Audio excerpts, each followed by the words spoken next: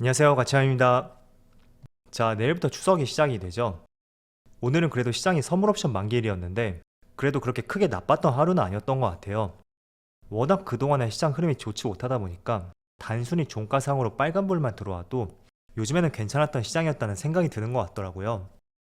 어쨌든 그래서 코스피는 0.3% 상승으로 마감이 되었고, 또 코스닥은 생각보다 많은 상승이 나와서 1.25%의 상승으로 마감이 되었습니다. 자, 그런데 지금 지수 위치가 777포인트예요. 행운의 칠자가 3개가 있는 만큼 다음 주부터 좋은 흐름을 한번 기대해 보고요. 그리고 이어서 코스피 상위 종목들을 보면 오늘도 2차전지 관련주가 강세를 보여줬던 것 같아요. LG화학이 3.3%, 최근에 조금은 약세를 보여주었던 삼성 SDI도 3%, 이렇게 오늘 강한 모습이 나왔었고, 또 그동안 조금은 선방을 보여주었던 현대차하고 기아, 이쪽이 오늘은 조금은 아쉬운 모습이 나왔네요. 그리고 코스닥. 자, 코스닥은 리노공업을 제외하고 전 종목이 빨간불이 들어왔어요. 그리고 HLB 같은 경우에는 오늘 그룹주 전체가 모두 빨간불이 들어왔었고 또 강한 상승으로 연결이 되었습니다.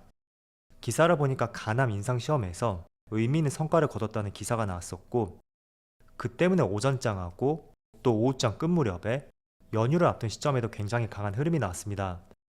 그리고 2차전지 관련주도 강세를 보여주었죠. 자, 그리고 오늘 코스피의 수급을 한번 보세요. 일반적으로 옵션 만기일이 포함이 되어 있을 때는 이 동시호가에 변동성이 굉장히 강하게 나오거든요. 그런데 동시호가 10분 사이에 외국인의 1,500억 규모의 많은 순매도 물량이 나왔어요. 그래서 결과적으로 외국인이 6,500억 규모의 순매도로 마감이 되었고, 최근 한 달 사이에 가장 많은 매도세를 보여주었죠. 그리고 9월 이후에 단 한 차례도 매수세를 보여주지 않았습니다. 그래서 비록 기관이 오늘 강하게 매수세를 보여줬다고 하더라도 단기성 물량의 금융투자 쪽에서 많은 물량이 들어왔던 만큼 단지 수급적인 면을 봤을 때는 추석 이후에도 좋지 않을 것 같다, 이런 부정적인 생각을 조금은 해볼 수가 있고요. 그리고 선물옵션 만기일에 외국인의 많은 매도 물량이 나왔다는 것은 앞으로도 외국인의 매도세가 이어질 가능성도 있다, 그 점은 조금은 고려를 해봐야 될 것 같습니다. 이어서 코스닥. 자, 그런데 코스닥은 외국인의 많은 순매수가 들어왔어요. 최근 한 달 사이에 8월 16일, 이때 이후로 가장 많은 매수세가 들어왔죠. 그리고 기관 쪽에서도 물론 단기성 물량의 금융투자가 중심이 되었지만 그래도 많은 매수세가 들어왔습니다. 그리고 6일 연속으로 하락이 나오고 있는 삼성전자, 오늘도 외국인의 많은 순매도가 나왔고 반대로 기관은 오랜만에 많은 순매수를 보여주었습니다. 그리고 그동안 수급이 꾸준히 들어오고 있었던 SK하이닉스, 오늘은 조금은 갸우뚱할 수 있는 많은 순매도 물량이 나왔어요. 그래서 이게 다음 주에도 연결이 되는지 같이 한번 지켜보도록 하고요. 또 현대차 같은 경우에는 오늘 비록 외국인의 순매도가 찍히긴 했지만 결코 많은 물량은 아니거든요. 그래서 오늘은 기관도 소폭의 순매수를 보여주었던 만큼 20만원을 지켜주었다, 이 점에 의미를 부여해보고요. 아울러서 LG에너지솔루션 볼게요. 그래도 에너지솔루션은 이틀 동안의 외국인의 순매도가 나왔어요. 그래서 매도세로 전환이 되었나? 잠깐 이런 생각이 들었었는데 그래도 다행히도 오늘 이틀 연속으로 또 외국인의 순매수가 들어오고 있고 연기금은 꾸준히 매수세가 들어오고 있습니다. 자, 이어서 주체별 매매 동향에 대해서 살펴보도록 하겠습니다.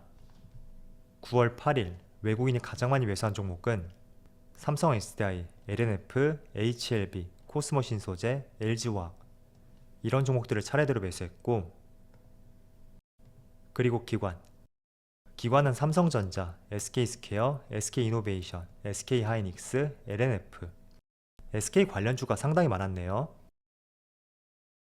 자, 그리고 해외 증시를 보면 어제 오랜만에 미국의 3대 지수가 모두 강한 상승으로 마무리되었어요. S&P 500이 1.8% 상승이 나왔었고 나스닥은 무려 2%, 그리고 다우지수도 1.4% 상승이 나왔었죠. 그리고 지난 8월 중순에 주가가 밀리고 나서 처음으로 반등다운 반등이 나왔다고 볼 수가 있어요. 그래서 이런 상승 기조를 국내 시장이 받았다고 볼 수 있고 일반적으로 연휴를 앞둔 시점에서 그래도 좋은 흐름이 나왔던 것 같습니다. 자, 그리고 다른 아시아 증시도 보면 일본 니케이가 현재 2%, 그리고 대만도 1%, 중국 증시만 약보합을 보여주고 있어요. 자, 먼저 어제 오랜만에 미국 증시가 강한 상승이 나왔고 또 국내 증시도 강한 상승이 나오고 있는 이유가 어제 연준 부의장의 언급이 있었고 이게 시장의 상승을 유발시켰던 하나의 촉매가 되었던 것 같습니다. 일단 부정적인 발언도 물론 언급을 했었지만 지난번 잭슨홀 미팅에서 연준 의장과 반대로 과도한 긴축에 대한 우려감을 나타내고 있었고, 이런 부분이 시장으로 하여금 그래도 연준이 긴축에 따른 다양한 리스크들, 이런 것들을 고려를 하고 있구나, 그런 생각을 비추었던 것 같습니다. 왜냐하면 지난번 잭슨홀 미팅에서는 정말 그야말로 강경적인 발언이었었고, 금리 인상에 따른 다양한 경기 부작용들, 그런 것들을 전혀 고려하지 않는 모습을 보여주었거든요. 그런데 어제 같은 경우에는 당연히 인플레를 억제하기 위해서는 계속해서 금리 인상을 할 것이다, 기존 입장과 달라진 것은 없었죠.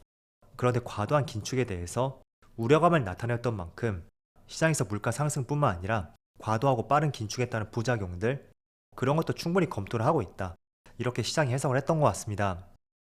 자, 어쨌든 앞으로 계속 시장 흐름을 지켜봐야 되겠죠. 그리고 오늘 같은 경우에는 오늘 밤 유럽 중앙은행에서 금리 인상 결정이 있어요. 현재로서는 0.5% 가능성이 가장 무게가 실려 있지만 그래도 자이언트 스텝에 대해서도 배제를 하지 못하는 상황입니다. 그래서 어떤 결정이 나올지, 또 이 결정에 따라서 달러 인덱스도 한 차례 꺾일 수가 있는 중요한 순간이 될 것 같고요. 그리고 어제는 연준 부의장의 연설이 있었잖아요. 그 뒤를 이어서 오늘은 2주 뒤에 있을 FMC를 앞두고 마지막 연설을 앞두고 있습니다. 그래서 잭슨홀 미팅과 마찬가지로 마냥 부정적인 발언만 내놓을 것인지, 아니면 어제 연준 부의장처럼 침체와 리스크에 대해서도 같이 고민을 하고 있다, 그런 뉘앙스를 보여줄지, 한번 이런 부분도 같이 한번 체크를 해보시고요. 어쨌든 오늘하고 추석이 지나고 이틀간은 정말 중요한 이슈가 있는 것 같아요. 그래서 그동안 이런 부분에 따른 주가의 급락이 나왔던 만큼 이제는 노출에 따른 재료 소멸로서 추석 이후에는 조금 더 좋은 흐름이 이어질 수 있기를 한번 기대해 보겠습니다. 자, 그리고 최근에 오펙 플러스 회의에서 10월부터 하루에 10만 배럴씩 감산이 아닌 증산에 합의했다는 이런 이슈가 며칠 전에 나왔었잖아요. 자, 그런데도 불구하고 어제 유가가 또다시 한 차례 급락이 나왔어요. 지금 여기 보시면 5.68% 급락이 나왔고, 배럴당 81.9달러까지 올 2월달에 전쟁이 발생하고 나서 그 이후로 가장 최저가를 보여줬습니다. 그래서 지금 현재 위치를 보더라도 상당히 유가가 많이 내려왔어요. 작년과 비교를 해본다면 10월달하고 11월달, 이때 수준만큼 유가가 많이 내려왔거든요. 그런데 사실 유가의 급락을 부추겼었던 특별한 이슈가 있었던 것은 아니었습니다. 단지 경기 침체에 대한 우려감이 계속 공존하고 있는 상황이었던 만큼 거기에 따른 우려감이 어제 한 차례 급락으로 연결이 되었다, 저는 그렇게 보고 있거든요. 자, 어쨌든 뭐가 됐던 간에 인플레이션을 잠재우기 위해서는 에너지 가격이 계속 꺾일 필요가 있단 말이에요. 그런데 이게 조금은 양면성을 띠고 있는 것이, 일반적으로 유가가 꺾인다는 것은 그만큼 경기 둔화, 경기 침체, 그것에 따른 선행적인 지표로서도 항상 시장은 내다보고 있었습니다. 그래서 올해를 제외한다면 과거 수십 년 동안 국제 유가가 꺾인다는 것은 향후 앞으로 경기가 좋지 못할 것이고, 그걸 선행적으로 나타내는 지표였었거든요. 그렇지만 지금은 일시적으로 경기가 좋아지지 않는다고 하더라도 먼저 에너지 가격을 꺾을 필요가 있잖아요. 그래서 어제 유가가 크게 급락이 나왔던 것은 일단은 다행이다, 그렇게 보면 좋을 것 같고요. 또 이런 점들을 토대로 하반기로 갈수록 계속 물가가 안정되기를 한번 기대를 해봐야 될 것 같아요. 자, 그리고 참고로 말씀드리면 연준에서 내년에 생각하는 물가가 약 5%에서 6%, 이 정도 수준을 예상을 하고 있더라고요. 그래서 앞으로 나오는 많은 지표들이 있죠. 매월 소비자 물가지수가 발표가 될 텐데 과연 이게 연준의 생각대로 적정 수준 내에서 하락이 나오는지, 아니면 못 미치는지, 혹은 조금 더 가파르게 안정화가 되는지, 그런 것들을 앞으로 한번 비교를 해보신다면 좋을 것 같습니다. 자, 그래도 오늘 다행히 추석을 앞둔 시점인데 대부분의 종목들이 좋은 흐름이 나오고 있어요. 물론 삼성전자는 오늘도 보합권을 보여주고 있고, 또 지금 위치가 절묘하게도 직전 7월 초 그때 저점과 거의 맞닿아 있는 것을 볼 수가 있습니다. 거의 같은 위치라고 볼 수가 있겠죠. 자, 그래서 지금이 정말 중요한 시점인 것 같아요. 저는 많은 종목들도 마찬가지겠지만 특히 반도체 관련주 삼성전자와 SK하이닉스는 추석 이후가 정말 최대 변곡점이 될 가능성이 있다, 그런 생각이 들고요. 일단 긍정적인 측면으로 본다면 모든 종목들은 주가가 돌아서기 위해서는 높은 확률로 이렇게 쌍바닥을 형성하고 상승이 나올 수밖에 없습니다. 바닥을 두 번 다진다는 의미예요. 그래서 그런 관점에서 본다면 지금이 절묘하게 쌍바닥 위치라는 것을 알 수가 있고요. 물론 이 쌍바닥 위치는 직전 저점과 동일한 가격이라고는 볼 수는 없어요. 이게 조금 더 위에 발생이 될 수도 있고 아니면 비슷한 가격대 혹은 조금 더 낮은 위치에서 이렇게 발생이 될 가능성도 있습니다.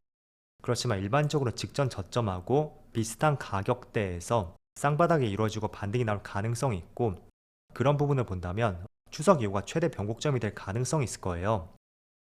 그리고 하이닉스도 마찬가지예요. 삼성전자하고 굉장히 비슷하죠. 자, 하지만 반대로 부정적으로 말씀드린다면 일반적으로 쌍바닥이라는 위치는 많은 분들이 계속 관심 있게 보고 있는 대표적인 위치라고 볼 수 있습니다. 그래서 혹시나 이 쌍바닥이 무너지게 된다면 투매와 함께 주가의 급락이 나올 가능성도 있고, 다시 한번 주가의 바닥을 다지는 추세적인 하락이 나올 가능성도 있을 거예요. 그래서 두 가지 가능성에 대해서 말씀을 드려봤고, 일단은 제 생각에는 다른 업종들도 마찬가지겠지만 특히 반도체 업종은 주가가 조금 더 선행적으로 움직이는 경향이 있어요. 그래서 일반적으로 최소 6개월에서 많게는 3분기 혹은 1년 정도, 그 정도 선행적으로 주가가 움직일 가능성이 높은 대표적인 종목이라고 볼 수 있습니다. 자, 그렇다면 최소 6개월 뒤라면 내년 2분기가 될 수가 있고, 조금 길게 본다면 내년 하반기 그쯤이라고 볼 수 있잖아요. 그래서 지금이 아닌 최소 내년 중순 그쯤에 반도체 업황이 어떻게 움직일 수 있는지 그런 기사들을 많이 보시고요. 그래서 올해 하반기에 부정적인 기사는 그렇게 큰 의미가 있다고 볼 수는 없습니다. 그래서 지금 추석이 굉장히 큰 변곡점이 될 것 같고, 과연 시장이 어떻게 반응을 해줄지 한번 추석 이후에도 같이 관찰해 보신다면 좋을 것 같습니다. 자, 내일부터 추석이잖아요. 제가 웬만해서는 내일 영상을 올리고 한 3일 정도 저도 쉬려고 했었는데, 오늘 저녁에 정말 많은 이슈가 있더라고요. 그리고 추석 기간 내에도 어떤 이슈가 나올 가능성이 높은 한 주가 될 것 같아서 차라리 제가 내일부터 3일 동안 쉬고 13일 날 이때 점심 무렵에 다시 영상을 하나 올려드릴게요. 그래서 저는 12일 날 찾아뵙도록 하겠고요. 아무튼 시장이 좋지 못하다고 하더라도 다들 즐거운 추석 보내시고 다음 주부터는 좋은 흐름이 나올 수 있기를 기대해 보겠습니다. 자, 그럼 오늘 영상 여기서 마치도록 하고요. 언제나 여러분들의 성공 투자를 기원하도록 하겠습니다. 감사합니다.